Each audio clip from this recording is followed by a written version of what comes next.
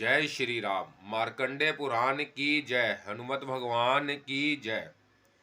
श्राद्ध में विहित और निषिद्ध वस्तु का वर्णन तथा ग्रस्तोचित सदाचार का निरूपण।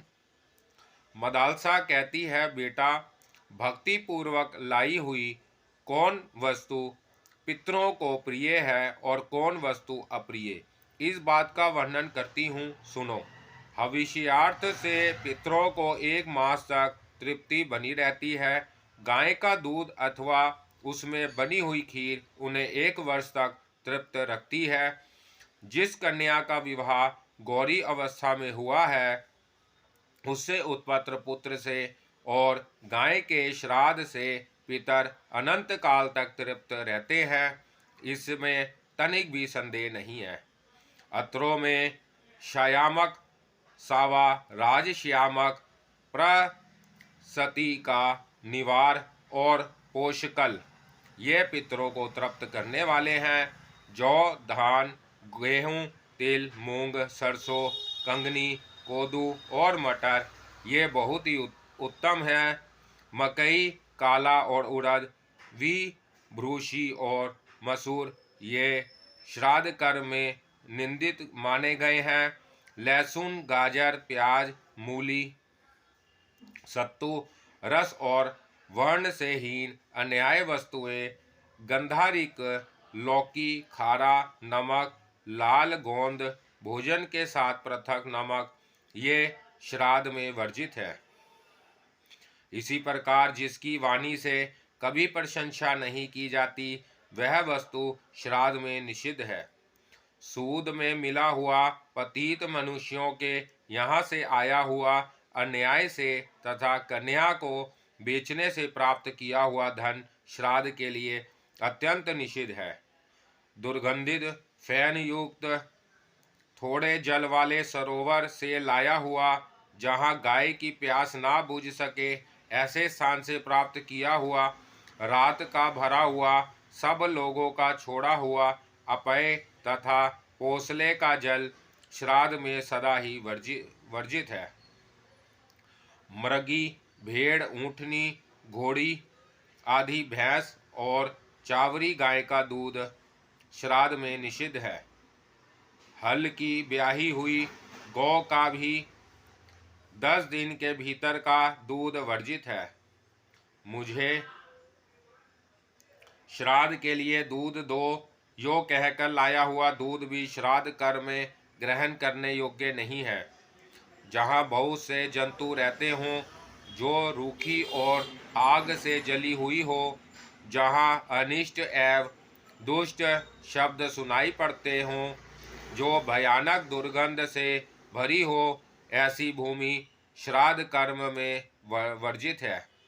कुल का अपमान तथा हिंसा करने वाले कुलाधम, ब्रह्मा हत्यारा, रोगी, चंडाल, नग्न और पातकी यह सभी दृष्टि से श्राद्ध कर्म को दूषित कर देते हैं। नपुंसक, जाति बहिष्कृत, मुर्गा, ग्रामीण, सुअर, कुत्ता और राक्षस भी अपनी दृष्टि से श्राद्ध को नष्ट कर देते हैं। इसलिए चारों ओर से ओट करके श्राद्ध करें, पृथ्वी पर तिल बिखेरे, ऐसा करने से श्राद्ध में रक्षा होती है। श्राद्ध की जिस वस्तु को मारन शोच या जानन शोच से युक्त मनुष्य छू दे, बहुत दिनों का रोगी, पतित एवं मलिन पुरुष स्पर्श कर ले, वह पितरों की पुष्टि नहीं करती। इसलिए श्राद्ध में ऐसे वस्तु का त्याग करना चाहिए। राजसवला स्त्री की दृष्टि श्राद्ध में वर्जित है। सन्यासी और जुआरियों का आना जाना भी रोकना चाहिए। जिसमें बाल और कीड़े पड़ गए हों, जिसे कुत्ते ने देख लिया हो, जो बासी एवं दुर्गंधित हो, ऐसी वस्तु का श्राद्ध में उपयोग ना करें। बैंगन और शराब का भी त्याग करें। जिस अत्र पर पहने हुए वस्त्र की हवा लग जाए वह भी श्राद्ध में वर्जित है। पितरों को उनके नाम और गोत्र का उच्चारण करके पूर्ण श्राद्ध के साथ जो कुछ दिया जाता है वह वह जैसा आहार करते होते हैं उसी रूप में उन्हें प्राप्त होता है। इसलिए पितरों की तृप्ति चाहने वाले श्रद्धालु पुरुष को उचित है कि जो वस्तु उत्तम हो वही श्राद्ध में सुपात्र ब्राह्मण को दान करे। विधान पुरुष योगी पुरुषों को सदा ही श्राद्ध में भोजन कराए, क्योंकि पितरों का आधार योग और है। इसलिए योगियों का सर्वदा पूजन करें। हजार ब्राह्मणों की अपेक्षा यदि एक ही योगी को पहले भोजन करा दिया जाए तो वह पानी से नौका की भांति यजमान और श्राद्ध भोजी ब्राह्मणों का भवसागर से उद्धार कर देता है। इस विषय में ब्रह्मावादी पुरुष उस पितृगाथा का गान किया करते हैं जिसे पूर्व काल में राजा पुरुरवा के पितरों ने गाया था। हमारी वंश परंपरा में किसी को ऐसा श्रेष्ठ पुत्र कब उत्पन्न होगा जो योगियों को भोजन कराने से बचे हुए अत्र को लेकर पृथ्वी पर हमारे लिए पिंड देगा, अथवा गया में जाकर उत्तम हविष्यार का पिंड, सामायिक शाक एवं तिल मिली हुई खिचड़ी देगा। यह वस्तुएं हमें एक मास तक तृप्त रखने वाली हैं। त्रयोदशी तिथि और मघा नक्षत्र में विधि पूर्वक श्राद्ध करें तथा दक्षिणायन में मधु और घी से मिले हुए खीर दें। इसलिए पुत्र संपूर्ण कामनाओं की प्राप्ति तथा पाप से मुक्ति चाहने वाले प्रत्येक मनुष्यों को उचित है कि वह भक्ति पूर्वक पितरों की पूजा करे। श्राद्ध में तृप्त किए हुए पितर मनुष्यों पर वसु, रुद्र, आदित्य, नक्षत्र, ग्रह और तारों की प्रसन्नता का संपादन करते हैं। श्राद्ध में तृप्त पितर आयु, प्रज्ञा, धन, विद्या, स्वर्ग, मोक्ष, सुख तथा राज्य प्रदान करते हैं। बेटा, इस प्रकार गृहस्थ पुरुष को हव्य से देवताओं का, काव्य से पितरों का और अत्र से अतिथियों एवं भाई बंधुओं का पूजन करना चाहिए। इनके सिवा भूत प्रेत, समस्त व्रतगण, पशु पक्षी, चींटी, वृक्ष तथा अन्याय याचकों की तृप्ति भी सदाचारी गृहस्थ पुरुष को करनी चाहिए। जो नित्य नैमित्तिक क्रियाओं का उल्लंघन करके पूजन करता है वह पाप भोगता है। अलर्क बोले, माताजी, आपने पुरुष के नित्य नैमित्तिक तथा नित्य नैमित्तिक ये तीन प्रकार के कर्म बताए। अब मैं आपके मुंह से सदाचार का वर्णन सुनना चाहता हूँ, जिसका पालन करने वाला मनुष्य इस लोक और परलोक में भी सुख पाता है। मदालसा ने कहा, बेटा, गृहस्थ पुरुष को सदा ही सदाचार का पालन करना चाहिए। आचारहीन मनुष्यों को ना इस लोक में सुख मिलता है ना परलोक में। जो सदाचार का उल्लंघन करके मनमाना बर्ताव करता है उस पुरुष का कल्याण यज्ञ, दान और तपस्या से भी नहीं होता। दुराचारी पुरुष को इस लोक में बड़ी आयु नहीं मिलती, अतः सदाचार के पालन का सदा ही यत्न करे। सदाचार बुरे लक्षणों का नाश करता है। बस अब मैं सदाचार का स्वरूप बतलाती हूँ, तुम एकाग्रचित होकर सुनो, उसका पालन करो। गृहस्थ को धर्म, अर्थ और काम तीनों के साधन का यत्न करना चाहिए। उनके सिद्ध होने पर उसे इस लोक और परलोक में भी सिद्धि प्राप्त होती है। मन को वश में करके अपनी आय का 1/4 भाग पारलौकिक लाभ के लिए संगीतहीन करे। आधे भाग से नित्य नैमित्तिक कार्यों का निवारण करते हुए अपना भरण पोषण करे तथा 1/4 भाग अपने लिए मूल पूंजी के रूप में रखकर उसे बढ़ावे। बेटा, ऐसा करने से धन सफल होता है। इसी प्रकार पाप की निवृत्ति तथा पारलौकिक उन्नति के लिए विधान पुरुष धर्म का अनुष्ठान करे। ब्रह्मा मुहूर्त में उठकर धर्म और अर्थ का चिंतन करें। अर्थ के कारण जो शरीर को कष्ट उठाना पड़ता है उसका भी विचार करें। फिर वेद के तात्विक अर्थ पर ब्रह्मा परमात्मा का स्मरण करें। इसके बाद शयन से उठकर नित्य कर्म से निवृत्त हो स्नान आदि से पवित्र होकर मन को संयम में रखते हुए पूर्वाभिमुख बैठें और आचमन करके संध्योपासन करें। प्रातःकाल की संध्या उस समय आरंभ करें जब तारे दिखाई देते हों। इसी प्रकार स्वयं काल की संध्योपासना सूर्यास्त से पहले ही विधि पूर्वक आरंभ करें।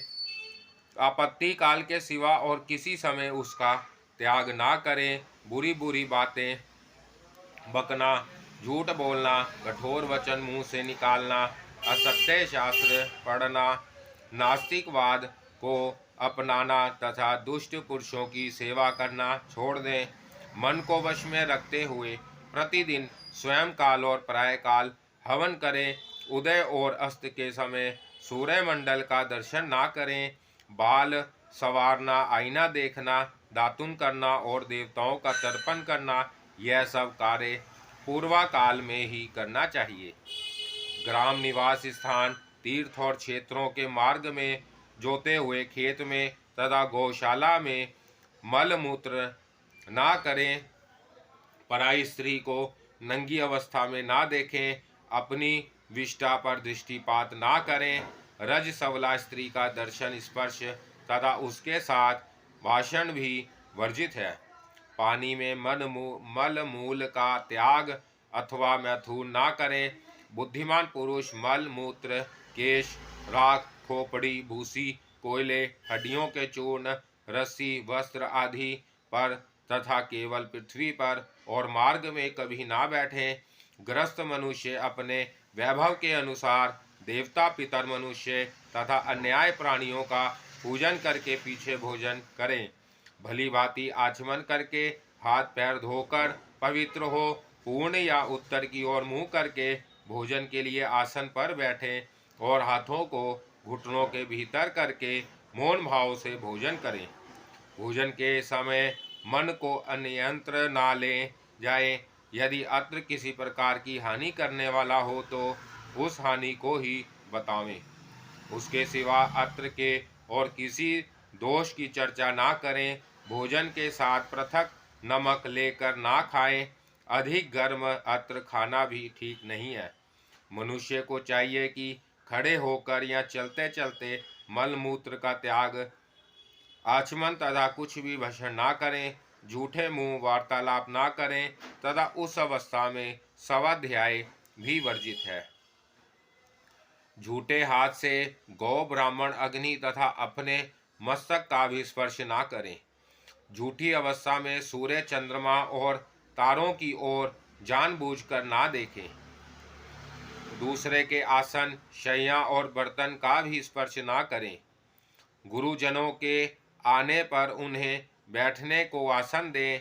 उठकर प्रणाम पूर्वक उनका स्वागत सत्कार करें। उनके अनुकूल बातचीत करें। जाते समय उनके पीछे पीछे जाएं। कोई प्रतिकूल बात ना करें। एक वस्त्र धारण करके भोजन तथा देव पूजन ना करें। बुद्धिमान पुरुष ब्राह्मणों से बोझ ना ढुलाएं और आग में मूल त्याग ना करें। नग्न होकर कभी स्नान अथवा शयन ना करें। दोनों हाथों से सिर ना खुजाएं। बिना कारण बराबर सिर के ऊपर से स्नान ना करें। सिर से स्नान कर लेने पर किसी भी अंग में तेल ना लगाएं। सब अध्यायों के दिन स्वाध्याय बंद रखें। ब्राह्मण, अग्नि, गौ तथा सूर्य की ओर मुंह करके पेशाब ना करें। दिन में उत्तर की ओर और रात्रि में दक्षिण की ओर मुंह करके मलमूत्र का त्याग करें। जहाँ ऐसा करने में कोई बाधा हो वहाँ इच्छानुसार करें। गुरु के दुष्कर्म की चर्चा ना करें। यदि वह क्रोध हो तो उन्हें विनय पूर्वक प्रसत्र करें। दूसरे लोग भी यदि गुरु की निंदा करते हों तो उसे ना सुने।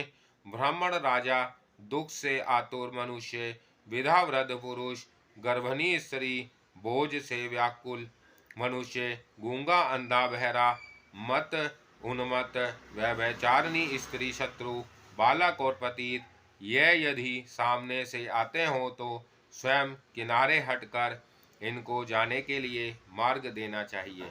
विधान पुरुष देवालय, चेतत वृक्ष, चौराहा, विधा, वृद्ध पुरुष, गुरु और देवता, इनको दाहिने करके चलें। दूसरों के धारण किए हुए जूते और वस्त्र स्वयं ना पहने।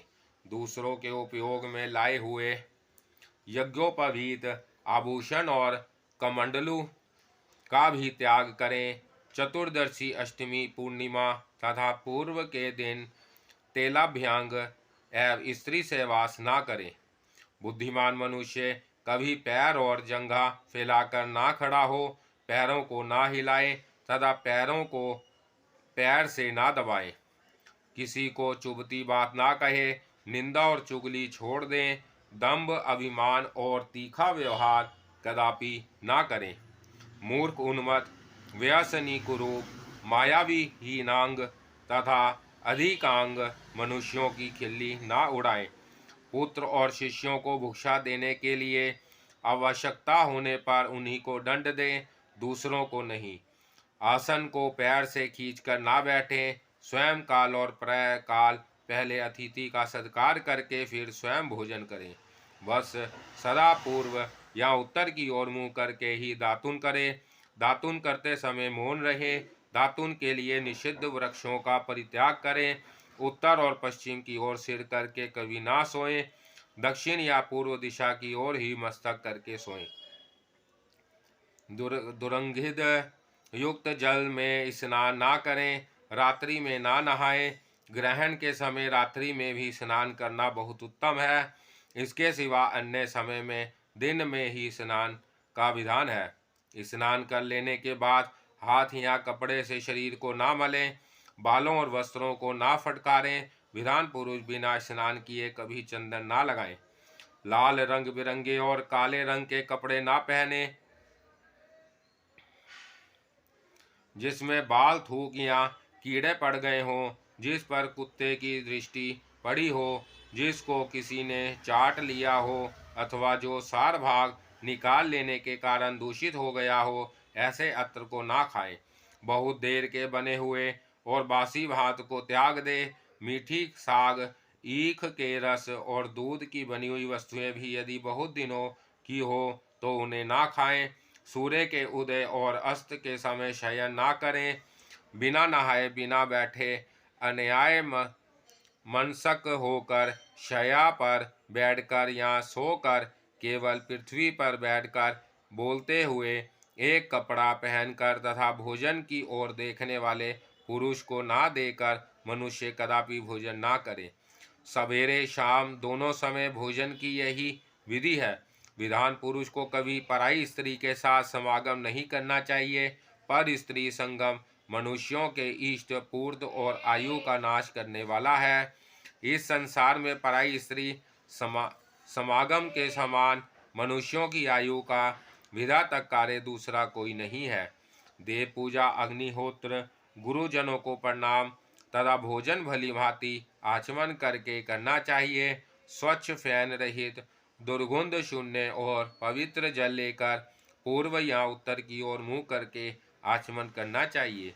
जल के भीतर की, घर की, बांबी की, चूहे के बिल की और शौच से बची हुई ये 5 प्रकार की मिट्टियाँ त्याग देने योग्य है। हाथ पैर धोकर एकाग्रचित्त से मार्जन करके घुटनों को समेटकर 2 बार मुंह के दोनों किनारों को पोंछे। फिर संपूर्ण इंद्रियों और मस्तक का स्पर्श करके जल से भली भांति 3 बार आचमन करें। इस प्रकार पवित्र होकर समाहित चित्त से सदा देवताओं, पितरों और ऋषियों की क्रिया करनी चाहिए। थूकने, खखारने और कपड़ा पहनने पर बुद्धिमान पुरुष आचमन करें। छींकने, चाटने, वमन करने, थूकने आदि के पश्चात आचमन, गाय के पीठ का स्पर्श, सूर्य का दर्शन करना तथा दाहिने कान को छू लेना चाहिए। इनमें पहले के अभाव में दूसरा उपाय करना चाहिए। दांतों को ना कटकटाए, अपने शरीर पर ताल ना दे। दोनों संध्याओं के समय अध्ययन, भोजन और शयन का त्याग करें। संध्या काल में मैथुन और रस्सा चलाना भी निषिद्ध है। रास्ता चलाना भी निषिद्ध है। बेटा, पूर्वाह काल में देवताओं का, मध्य काल में मनुष्यों का तथा अपराह काल में पितरों का भक्ति पूर्वक पूजन करना चाहिए। सिर से स्नान करके देव कार्य या पितृ कार्य में निवृत्त होना उचित है। पूर्व या उत्तर की ओर मुंह करके शोर कराएं। उत्तम कुल में उत्पन्न होने पर भी जो कन्या किसी अंग से हीन, रोहिणी, विकृत रूप वाली, पीले रंग की, अधिक बोलने वाली तथा सबके द्वारा निंदित हो, उसके साथ विवाह ना करें। जो किसी अंग से हीन हो ना हो, जिसकी नसिका सुंदर हो तथा जो सभी उत्तम लक्षणों से सुशोभित हो, वैसी ही कन्या के साथ कल्याणकामी पुरुष को विवाह करना चाहिए। पुरुष को उचित है कि स्त्री की रक्षा करे, दिन में शयन और मैथुन ना करे, दूसरों को कष्ट देने वाला कार्य ना करें, किसी जीव को पीड़ा ना दें। रज सबला स्त्री 4 रातों तक सभी वर्णों के पुरुषों के लिए त्याज्य है। यदि कन्या का जन्म रोकना हो तो 5वीं रात में भी स्त्री से बात ना करें। 6ठी रात आने पर स्त्री के पास जाएं, क्योंकि युक्त रात्रियों ही इसके लिए श्रेष्ठ है। युगम रात्रियों में स्त्री सहवास से पुत्र का जन्म होता है और आगियुम रात्रियों में गर्भाधान करने से कन्या उत्पन्न होती है। अतः पुत्र की इच्छा रखने वाला पुरुष युगम रात्रियों में ही स्त्री के साथ शयन करे। पूर्वाह में मैथुन करने से विधर्मी और संध्या काल में करने से नपुंसक उत्पन्न होता है। बेटा, हजामत बनवाने, वमन होने, स्त्री पर संग करने तथा शमशान भूमि में जाने पर वस्त्र सहित स्नान करे।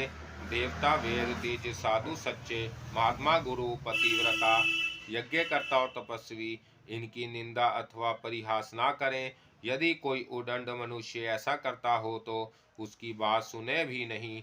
अपने से श्रेष्ठ और अपने से नीचे व्यक्तियों की शैया और आसन पर ना बैठें। अमंगलमय वेश का ना धारण करें और मुख से अमांगलिक वचन भी ना बोलें।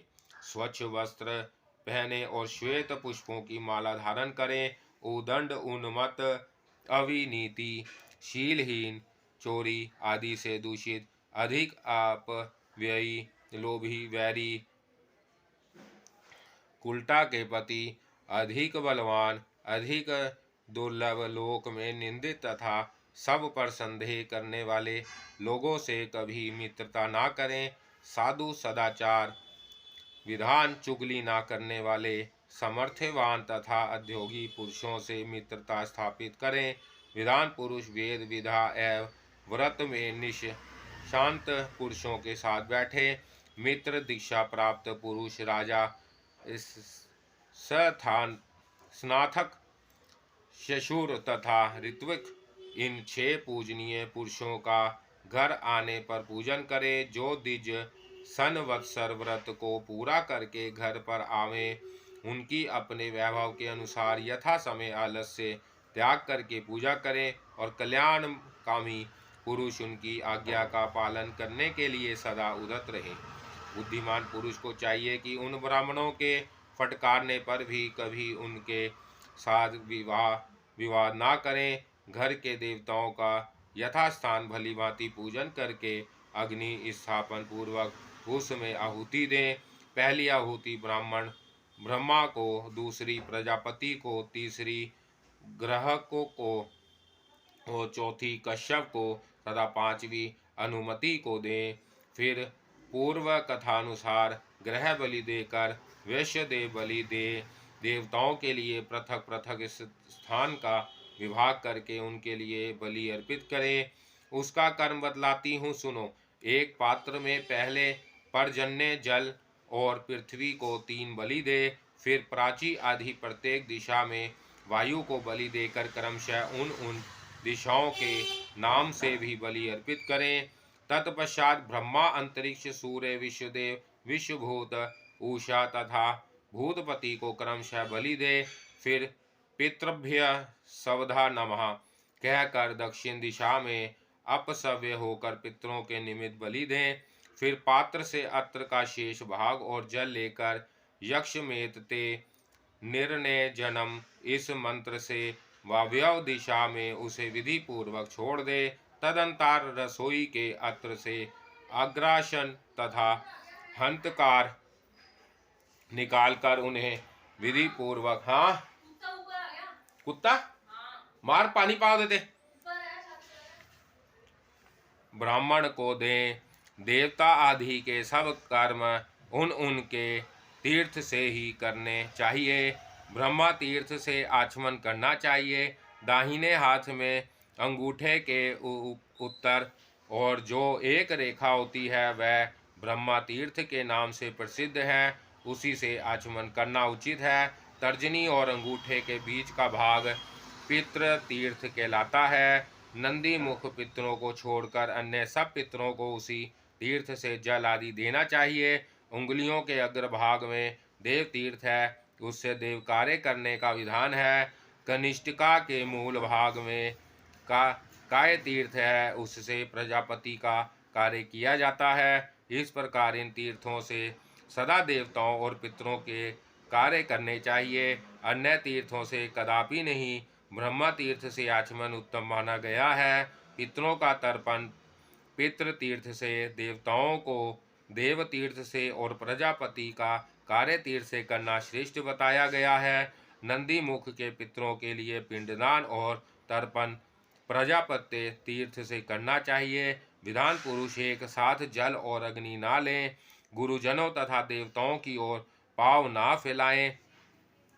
बछड़े को दूध पिलाई हुई गाय को ना छेड़ें। अंजलि से पानी ना पिएं। शौच के समय विलंब ना करें। मुख से आग ना फूके। बेटा जहाँ ऋण देने वाला धनी वेद क्षत्रिय ब्राह्मण तथा जलपूर्ण नदी ये चार ना हो वहाँ निवास नहीं करना चाहिए। जहाँ शत्रु विजय बलवान और धर्मपरायण राजा हो वहाँ वही विधान पुरुष को निवास करना चाहिए। दुष्ट राजा के राज्य में सुख कहाँ, जहाँ दुर्दश राजा, उपजाऊ भूमि, सन्यासी एवं न्यायशील, पूर्वासी और ईर्ष्या ना करने वाले लोग हो, वहीं का निवास भविष्य में सुखदायक होता है। जिस राष्ट्र में किसान बहुत हो किंतु वह अधिक भोगपरायण ना हो तथा जहाँ सब तरह के अत्र पैदा होते हों वही बुद्धिमान पुरुष को रहना चाहिए। बेटा जहाँ विजय का इच्छुक, पहले का शत्रु तथा सदा उत्सव मनाने में ही लगे रहने वाले लोग यह तीन सदा रहते हों वहाँ निवास ना करें। विधान पुरुष को ऐसे स्थानों पर सदा निवास करना चाहिए जहाँ के सहवासी सुशील हो। बोलो रामचंद्र भगवान की जय। मार्कंडे पुराण की जय।